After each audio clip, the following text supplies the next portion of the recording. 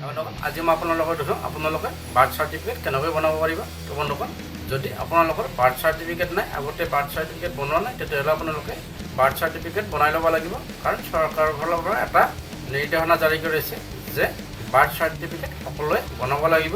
যেনেকৈ অফিচিয়েল কাম হওক বা অন্য কিবা কাম হওক, তাত আপোনালোকে যেনেকৈ আধাৰ কাৰ্ড ব্যৱহাৰ কৰে বা পেন কাৰ্ড ব্যৱহাৰ কৰে বা আপোনালোকে ড্ৰাইভিং লাইচেঞ্চ ব্যৱহাৰ কৰে, ঠিক তেনেদৰে আপোনালোকে এতিয়া যিকোনো কামতে বাৰ্থ চাৰ্টিফিকেট দিব লাগিব, বাৰ্থ চাৰ্টিফিকেট দেখুৱাব লাগিব।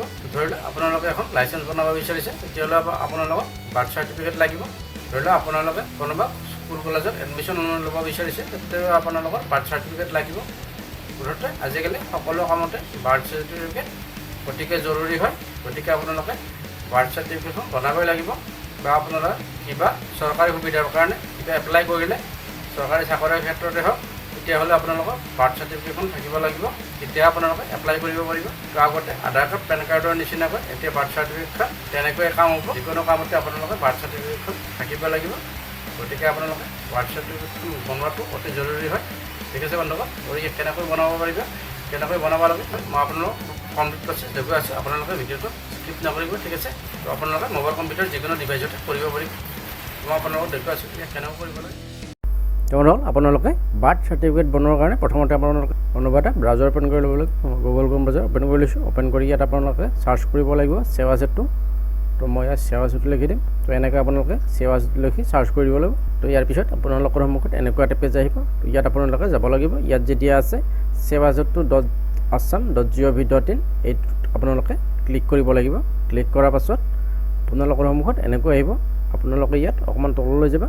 তললৈ গৈ আপোনালোকে ইয়াত দেখিবলৈ পাবা looking for a particular service.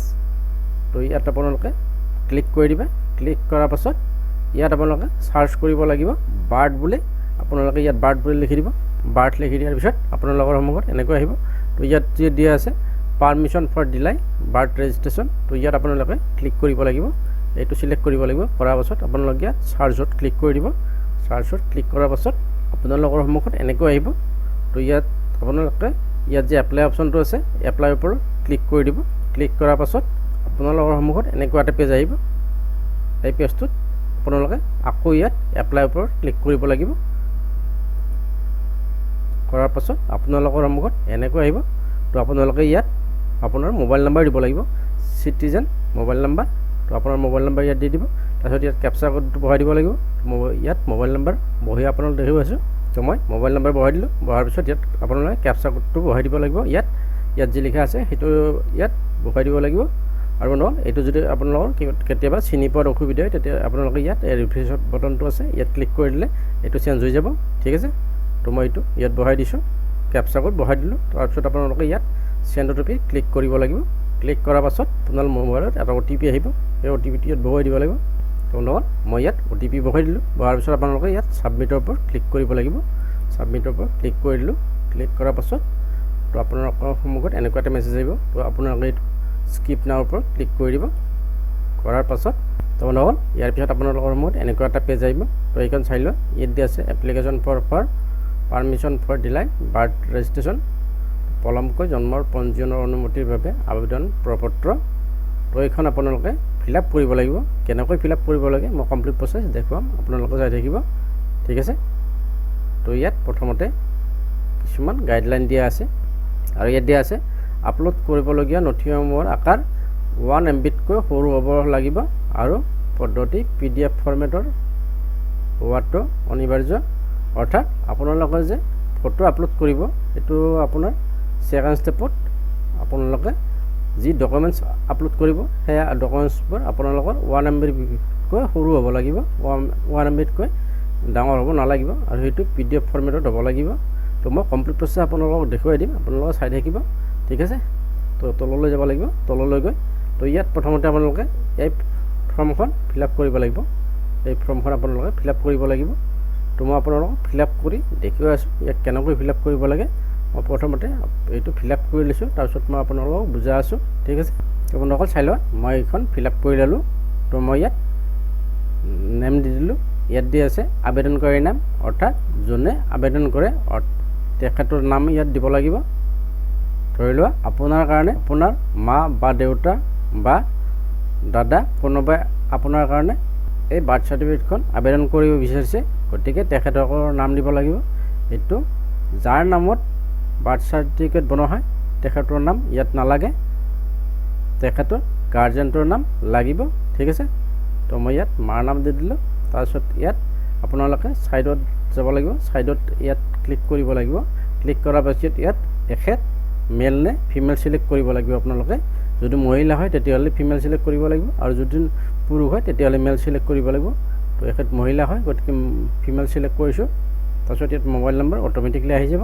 তাৰপিছত ইয়াত ইমেইল আই ডি আপোনালোকে দিব পাৰে, নিদিলেও কথা নাই, বাধ্যতামূলক নহয়। কাৰণ যিবিলাকত এনেকুৱা ষ্টাৰ মাৰ্ক দিয়া থাকে তেনেকুৱাবোৰত আপোনালোকে ফিল আপ কৰিব লাগিব। ঠিক আছে, তাৰপিছত ইয়াত দিয়া আছে ৰিলেশ্যন, নৱজাতকৰ লগত সম্বন্ধ কি, তাৰ কাৰণে আপোনালোকে ইয়াত ক্লিক কৰি দিব। ইয়াত দেখিবলৈ পাব। ঠিক আছে, তো নৱজাতকৰ লগত ৰিলেশ্যনৰ চন, পুত্ৰ। তাৰপিছত ইয়াত পান কাৰ্ড নম্বৰ আপোনালোকে দিলেও দিব পাৰে, নিদিলেও কথা নাই। তাৰপিছত আপোনালোকে তললৈ যাব লাগিব। নেক্সট ষ্টেপ আহিব আপোনালোকৰ নৱজাতকৰ বিৱৰণ। এতিয়া আপোনালোকৰ ইয়াত নাম দিব লাগিব, যাৰ নামত বনোৱা হয় এই বাৰ্থ চাৰ্টিফিকেটখন তেখেতৰ নাম দিব লাগিব। ঠিক আছে, তো নৱজাতকৰ নাম মই ইয়াত নাম দি দিলোঁ, নাম লিখি দিব। তাৰপিছত ইয়াত আপোনালোকৰ ডেট অফ বাৰ্থ দিব লাগিব। তো ডেট অফ বাৰ্থ কেনেকৈ দিব লাগে মই দেখুৱাই আছোঁ, চাই ল'বা। ইয়াত ক্লিক কৰিবা। ক্লিক কৰাৰ পাছত আপোনালোক প্ৰথমতে ইয়াত ওপৰত এইটো ক্লিক কৰিবা। ক্লিক কৰাৰ পাছত ইয়াত আপোনালোকে প্ৰথমতে বছৰটো চিলেক্ট কৰিব লাগিব, ইয়াৰটো কোনটো বছৰত জন্ম হৈছিল। ঠিক আছে, তাৰ কাৰণে আপোনালোকে কাৰ্চৰত ক্লিক কৰি দিবা। কাৰ্চৰত ক্লিক কৰিলে এইটো চেঞ্জ হৈ থাকিব, এইটো চেঞ্জ হৈ থাকিব। ইয়াৰটো আপোনালোকে প্ৰথমতে ইয়াৰটো চিলেক্ট কৰি ল'বা। তো মই ইয়াৰটো চিলেক্ট কৰি আছোঁ। আপোনালোকে ইয়াত দুবাৰ ক্লিক কৰিব পাৰিবা। দুবাৰ ক্লিক কৰাৰ পাছত ইয়াত আপোনালোকে তো চাবা, মই ইয়াত ইয়াৰটো চিলেক্ট কৰি লৈছোঁ। কৰাৰ পাছত ইয়াত এতিয়া আপোনালোকে মান্থটো চিলেক্ট কৰিব লাগিব, কোনটো মাহত জন্ম হৈছিল। মই মান্থটো চিলেক্ট কৰিছোঁ। কৰাৰ পাছত ইয়াত আপোনালোকে ডেটটো চিলেক্ট কৰিব লাগিব, কোন তাৰিখে জন্ম হৈছিল। মই তাৰিখটো চিলেক্ট কৰিছোঁ। তো আহি গৈছে গোটেইখিনি। ঠিক আছে, এনেকুৱা আপোনালোকে চিলেক্ট কৰিব লাগিব প্ৰথমতে। তাৰপিছত আপোনালোকে ইয়াত যাব লাগিব। ইয়াত দিয়া আছে নৱজাতকৰ লিংগ, তাৰ কাৰণে আপোনালোকে ইয়াত ক্লিক কৰিব লাগিব। ক্লিক কৰাৰ পিছত মেল ফিমেল চিলেক্ট কৰিব লাগিব। তো যাৰ নামত আপোনালোকে বাৰ্থ চাৰ্টিফিকেটখন বনাইছে তেখেত মহিলা নে পুৰুষ সেইটো আপোনালোকে চিলেক্ট কৰিব লাগিব। তো এইটো মেল হয় অৰ্থাৎ পুৰুষ হয়, গতিকে মেল চিলেক্ট কৰিব লাগিব। তাৰপিছত আপোনালোকে ইয়াত ফাদাৰ্ছ নেম দিব লাগিব। মই অলৰেডি ফিল আপ কৰি ৰাখিছোঁ ফাদাৰ্ছ নেম। ইয়াত ক্লিক কৰি আপোনালোকে ফাদাৰ্ছ নেম লিখি দিব। তাৰপিছত ইয়াত আপোনালোকে মাদাৰ্ছ নেম দিব লাগিব, মাতৃৰ নাম। তো ইয়াত ক্লিক কৰি মাতৃৰ নাম দি দিব। তাৰপিছত আপোনালোকৰ ইয়াত স্থান দিব লাগিব। ঠিক আছে, নৱজাতকৰ জন্ম ক'ত হৈছিল সেইটো সুধিছে। ইয়াত ক্লিক কৰিবা। ক্লিক কৰাৰ পাছত হস্পিটেল, হাউচ, আদাৰ। তো য'ত হৈছিল আপোনালোকে তাত সেইটো চিলেক্ট কৰি ল'লে। মই হাউচ চিলেক্ট কৰি লৈছোঁ। তাৰপিছত ইয়াত আপোনালোকে তলত যাবা, ইয়াত দিয়া আছে। তো এতিয়া আপোনালোকে ইয়াত চিকিৎসালয়ৰ ঠিকনা দিব লাগিব। তো আপোনালোকৰ ওচৰত যিখন চিকিৎসালয় আছে সেই চিকিৎসালয়ৰ ঠিকনা ইয়াত লিখি দিবা। তাৰপিছত আপোনাৰ তলত যাব লাগিব। তলত গৈ ইয়াত আছে পলম হোৱাৰ কাৰণ।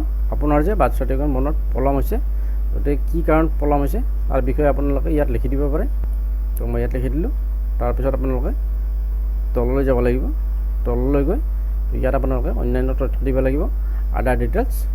আপোনালোকৰ ষ্টেট দিব লাগিব, ৰাজ্য কি হয় ইয়াত ক্লিক কৰিবা। ক্লিক কৰাৰ পিছত ইয়াত আপোনালোকৰ ৰাজ্য চিলেক্ট কৰিব লাগিব। তাৰপিছত আপোনালোকে ইয়াত ছাইডত যাবা। ছাইডত আপোনালোকে জিলা চিলেক্ট কৰিব লাগিব। জিলা চিলেক্ট কৰাৰ কাৰণে ইয়াত ক্লিক কৰিবা।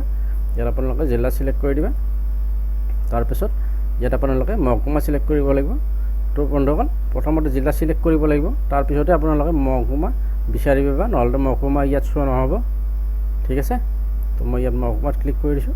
তাৰপিছত ইয়াত মই মহকুমা চিলেক্ট কৰি ল'লোঁ, অৰ্থাৎ চাব ডিভিজন। তাৰপিছত ইয়াত চাৰ্কেল অফিচ চিলেক্ট কৰিব লাগিব, চক্ৰ কি হয় তাৰ কাৰণে আপোনালোকে ইয়াত ক্লিক কৰি দিবা। ক্লিক কৰাৰ পিছত ইয়াত বহুতকেইটা অপশ্যন থাকিব। ইয়াত আপোনালোকে যি চক্ৰ হয় সেইটো চিলেক্ট কৰিবা। তো মই কৰি ল'লোঁ। তাৰপিছত ইয়াত আপোনালোকে ভিলেজ, টাউন, গাঁও, চহৰ সুধিছে। তো এই এড্ৰেছটো গাঁৱৰ নে টাউনৰ সুধিছে, তো মই ভিলেজ দি দিছোঁ। তাৰপিছত আপোনালোকে ইয়াত পিনক'ড দিব লাগিব, আপোনালোকৰ গাঁৱৰ পিনক'ড ইয়াত দি দিব লাগিব। তো দিয়াৰ পিছত এইখিনি আপোনাৰ তো দিয়াৰ পিছত এইখিনি আপোনাৰ কমপ্লিট ফিল আপ হৈ গ'ল। এতিয়া আপোনালোকে ইয়াত সেভ এণ্ড নেক্সটত ক্লিক কৰিব লাগিব। তো ইয়াত ইয়েছ কৰিব লাগিব। ইয়েছ কৰাৰ পাছত তো আপোনালোকৰ সন্মুখত এনেকৈ শ্ব' হ'ব। তো ইয়াত লিখা আছে চাই লওক, success Euro application has been successfully submitted. অৰ্থাৎ আপোনালোকে যি ডকুমেণ্টছখিনি ফিল আপ কৰি ছাবমিট কৰিলে সেইটো ছাকচেছফুল হৈছে। এতিয়া আপোনালোকে ইয়াত 3টা ডকুমেণ্টছ আকৌ ফিল আপ কৰিব লাগিব। 3টা ডকুমেণ্টছ দিব লাগিব। সেই 3টা ডকুমেণ্টছ কি হয় মই আপোনালোকক দেখুৱাই আছোঁ, আপোনালোকে চাই থাকিব। এইটো এটা, এইটো এটা আৰু এইটো এটা, এই 3টা ডকুমেণ্টছ আপোনালোকে ফিল আপ কৰিব লাগিব। তো ইয়াত দিয়া আছে register hospital government private limited certificate regarding by or age proof any. তো আপোনালোকে ইয়াত যে চিলেক্ট আছে চিলেক্টৰ ওপৰত ক্লিক কৰি চোৱা। ইয়াত দিয়া আছে register hospital government private limited certificate regarding birth or age proof any. তো এজ প্ৰুফৰ কাৰণে আপোনালোকৰ হস্পিটেলৰ পৰা এখন চাৰ্টিফিকেট আনিব লাগিব। আপোনালোকে হস্পিটেলত গৈ বাৰ্থ চাৰ্টিফিকেট ওলাবৰ কাৰণে এখন চাৰ্টিফিকেট বনাই ল'ব লাগিব। তো সেইখন আনি আপোনালোকে ইয়াত ছাবমিট কৰিব লাগিব। তাৰ ওপৰত এইটো আপোনালোকে চিলেক্ট কৰি ল'ব লাগিব। ইয়াতে এইটো চিলেক্ট কৰি ল'ব লাগিব। কৰাৰ পাছত ইয়াত ব্ৰাউজাৰত ক্লিক কৰি আপোনালোকে যিখন চাৰ্টিফিকেট আনিব সেইখন আপোনালোকে কেপচাৰ কৰি PDF ফাইলত 1 MBৰ ভিতৰত 1 MBতকৈ বেছি হ'ব নালাগিব। তো মই প্ৰথম অৱস্থাত যে আপোনালোকক বুজাই কৈছিলোঁ যে আপোনালোকৰ ডকুমেণ্টছটো 1 MBৰ ভিতৰত হ'ব লাগিব আৰু PDF ফাইলত কনভাৰ্ট হ'ব লাগিব। তো আপোনালোকে ব্ৰাউজাৰত ক্লিক কৰি এইটো আপোনালোকে চিলেক্ট কৰি ল'ব। তাৰপিছত ইয়াত আপলোড কৰি দিব। তাৰপিছত নেক্সটটো আপোনালোকৰ ইয়াত দিয়া আছে চিলেক্টৰৰ ওপৰত ক্লিক কৰি চোৱা। ইয়াত দিয়া আছে school certificate admit card for age 6 and above or parents details. অৰ্থাৎ আপোনালোকৰ যদি বাৰ্থ চাৰ্টিফিকেট বনোৱাৰ কাৰণে 6 বছৰতকৈ বেছি বয়স হৈছে তেতিয়াহ'লে আপোনালোকে স্কুল চাৰ্টিফিকেট বা এডমিট কাৰ্ডো দিব পাৰিব। ইয়াৰে যিকোনো এটা দিলেই হ'ল। তাৰ কাৰণে আপোনালোকে এইটো প্ৰথমতে চিলেক্ট কৰিব লাগিব। কৰাৰ পাছত ইয়াৰ কাৰণে আপোনালোকে স্কুল চাৰ্টিফিকেট বা এডমিট কাৰ্ডখন আপোনালোকে ইয়াত আপলোড কৰি দিব লাগিব। সেইখনৰ চেম প্ৰচেছ হয়। 1 MBৰ ভিতৰত হ'ব লাগিব আৰু PDF ফাইলত কনভাৰ্ট হ'ব লাগিব। তাৰপিছত নেক্সট আছে 3 নম্বৰ এফিডেভিট। ইয়াত আপোনালোকে ক্লিক কৰিব। ক্লিক কৰাৰ পাছত ইয়াত দিয়া আছে এফিডেভিট দিলে চাইন বাই দ্য মেজিষ্ট্ৰেট। অৰ্থাৎ মেজিষ্ট্ৰেটৰ চাইনৰ সহায়ত আপোনালোকৰ এখন এফিডেভিট লাগিব। মেজিষ্ট্ৰেটে লিখি দিব লাগিব আৰু এইখন আপোনালোকে ক'ত পাব, কোৰ্টত গ'লে এইখন আপোনালোকে পাব। এইখন বনোৱাৰ কাৰণে আপোনালোকে এই যে হস্পিটেলৰ পৰা চাৰ্টিফিকেটখন ওলাইছিল সেইখন আপোনালোকে লগত লৈ যাব লাগিব। সেই চাৰ্টিফিকেটখন লৈ গৈ আপোনালোকে কোৰ্টত মেজিষ্ট্ৰেটৰ পৰা এফিডেভিট কপি এটা আনিব লাগিব।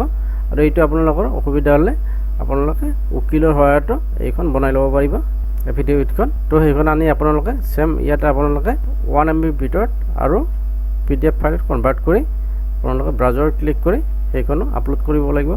তাৰপিছত ইয়াত দিয়া আছে এনি আদাৰ ডকুমেণ্টছ। তো আপোনালোকৰ যদি কিবা আদাৰ ডকুমেণ্টছ আছে ইয়াত দিব পাৰিব আৰু এইটো নিদিলেও কথা নাই। ইয়াত কোনো বাধ্যতামূলক নহয় কাৰণ এইটো ষ্টাৰ্ট মাৰ্ক দিয়া নাই। তো এইটো আছিল প্ৰচেছ। তাৰপিছত আপোনালোকে ইয়াত 7 নেক্সটৰ ওপৰত ক্লিক কৰিব লাগিব। তো মই এইটো কৰি আপোনালোকক দেখুৱাইছোঁ, চাই ল'ব। তো মই 7 নেক্সটৰ ওপৰত ক্লিক কৰি দিছোঁ। তেওঁলোকৰ ডকুমেণ্টছ আপলোড কৰিলে আপোনালোকৰ এনেকৈ শ্ব' হ'ব। তো ইয়াত আপোনালোকে 7 নেক্সটৰ ওপৰত ক্লিক কৰিব লাগিব। ক্লিক কৰাৰ পাছত আপোনালোকৰ সন্মুখত এনেকৈ আহিব। তো ইয়াত আপোনালোকে চাই লওক। তো ইয়াত আপোনালোকে এতিয়া মেক পে'মেণ্টৰ ওপৰত ক্লিক কৰিব লাগিব। মেক পে'মেণ্টৰ ওপৰত ক্লিক কৰি আপোনালোকে প্ৰথমতে পে'মেণ্ট কৰি ল'ব লাগিব। তো মই মেক পে'মেণ্টৰ ওপৰত ক্লিক কৰি দিছোঁ। ক্লিক কৰাৰ পাছত আপোনালোকৰ সন্মুখত এনেকুৱা এটা শ্ব' হ'ব। তো আপোনালোকে ইয়াত 10 টকা পে'মেণ্ট কৰিব লাগিব আৰু আপোনালোকে ইয়াত দুটা অপশ্যনত পে'মেণ্ট কৰিব পাৰিব। ইয়াত ইণ্টাৰনেট বেংকিঙৰ সহায়তো কৰিব পাৰিব, নহ'লে আপোনালোকে পে'মেণ্ট গেটৱেৰ ওপৰত ক্লিক কৰি আপোনালোকে UPI ID দি আপোনালোকে কৰিব পাৰিব। ঠিক আছে। তো মই পে'মেণ্ট গেটৱেৰ সহায়ত কৰিব বিচাৰিছোঁ। UPI সহায়ত এইটো পে'মেণ্ট গেটৱে চিলেক্ট কৰি লৈছোঁ। চিলেক্ট কৰাৰ পাছত ইয়াত ক্লিক কৰিব লাগিব। ক্লিক কৰাৰ পিছত বেংক চিলেক্ট কৰিব লাগিব। ইয়াত এগ্ৰি কৰিব লাগিব। তাৰপিছত প্ৰচেছ ফৰ পে'মেণ্টৰ ওপৰত ক্লিক কৰিব লাগিব। ক্লিক কৰাৰ পিছত এটা মেছেজ আহিব, এইটো অ'কে কৰিব লাগিব। অ'কে কৰাৰ পাছত আপোনালোকৰ মোৰ এনেকুৱা শ্ব' হ'ব। তো আপোনালোকে অকণমান তললৈ যাব লাগিব। তললৈ গৈ আপোনালোকে ইয়াত UPI ID দিব লাগিব। তাৰ আগত ইয়াত টাৰ্মছ আৰু কণ্ডিশ্যনৰ ওপৰত টিক কৰি দিব লাগিব। তো মই ইয়াত UPI ID বহাই আছোঁ। UPI ID বহাৰ পিছত ইয়াত আপোনালোকে এই কোডটো বহাই দিব লাগিব, তাত যি লিখা আছে। তাৰপিছত ইয়েছ কৰিব লাগিব। তো ইয়াৰ পিছত এনেকৈ শ্ব' হ'ব। তো অকণমান ৱেইট কৰিব লাগিব, এইটো প্ৰচেছ হৈ আছে। তো বন্ধুসকল প্ৰচেছ কমপ্লিট হৈ গ'ল। তো চাই লোৱা, কমপ্লিট প্ৰচেছ হোৱাৰ পিছত আপোনালোকৰ সন্মুখত এনেকৈ শ্ব' হ'ব। তো এইটো এপ্লিকেশ্যন ID হয়। এই একনলেজমেণ্টটো চাব পাৰিব ইয়াত ক্লিক কৰি, ঠিক আছে। তো এনেকৈ আপোনালোকৰ বাৰ্থ চাৰ্টিফিকেটখন বনাই ল'ব পাৰিব, ঠিক আছে বন্ধুসকল। তো বন্ধুসকল থেংক ইউ। আজিলৈ